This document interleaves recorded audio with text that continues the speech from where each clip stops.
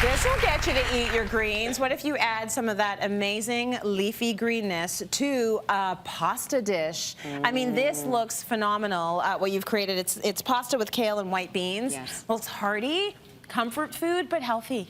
And simple. And you know, and that's what I learned when I went to Italy, was that simple, local, fresh, just tastes fantastic. Yes. You know, you don't have to go crazy. So we're going to do a little bit of a pasta lesson, because if you cook the living hell out of your pasta, which most North Americans do, it becomes a high glycemic food. It's just mostly sugar.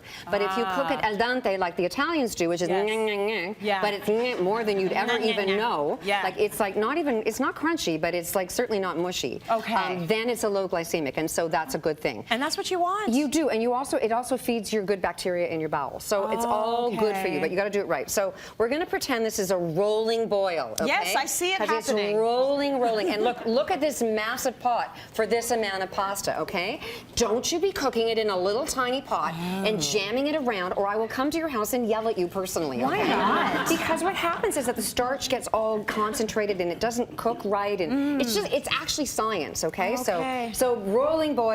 You dump it in, and then you give it one little stir so that it doesn't stick to the bottom, and then you leave it alone, okay? Got it. Don't be mucking with it. But here's the biggest trick at all. Before you drain it, never rinsing, before you drain it, you remove at least a cup of the pasta water.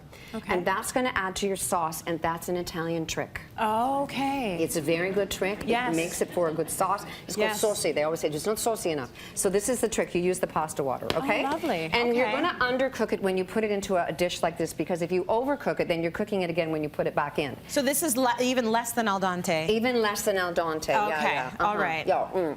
That's actually really good. Okay. All right. So then, just a little moment while I have. Okay. So I've got lots of garlic in here, which you can smell all over the studio. It's We wonderful. love that. And then I'm an onion. I'm adding some sun-dried tomato for a little bit of like a power hit. And then I'm adding the white beans. And these are the no salt added. And I've just drained, and I rinsed them well, and I drained them anyway.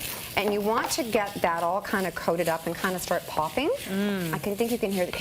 Doesn't it smell awesome? Yes. It smells like love to me. It's Anyway. hearty. Oh, it is love. Now this is Lebombo sauce, and it's my secret ingredient. I talk about it all the time. Yes. And la la la la la la bamba, you know, like it is a. And so what's going to happen with Lebombo sauce? We're just going to blow your bumba off. Okay.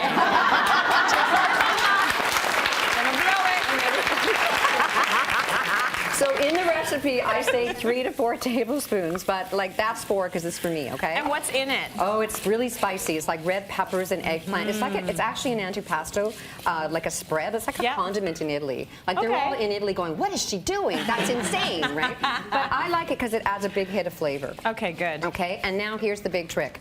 We're going to add the kale. The non-massaged kale. The non-massaged kale, because we've got to eat our greens. And a serving of vegetables, okay, we should have 7 to 10 every single day. That's a lot. And more like 10 for optimum health. Okay. And so a serving of raw, because of shrinkage, would be 1 cup of greens. Okay. When it's cooked, it's a ½ cup because of the shrinkage factor, okay? So we've added the kale, and like, look how big that looks, right? That's insane. Yes. And then we're going to add some of the pasta water to encourage that wonderful shrinkage in a good way. When you know what the size of a proper serving, when you know what the size of a proper serving is, it's actually a little bit less intimidating to get 7 to 10. It is. It's like a ½ cup of cooked up or chopped up any kind of fruit or vegetable, cooked or raw. Yeah. A ½ cup. You can do it. You can totally do it. You can do it. You know, I think when you start although we say you can do it, but most North Americans we're are not getting doing 3. it. I know. Yeah. And when they looked at what they said, you know, because they do this on Food Diaries, right?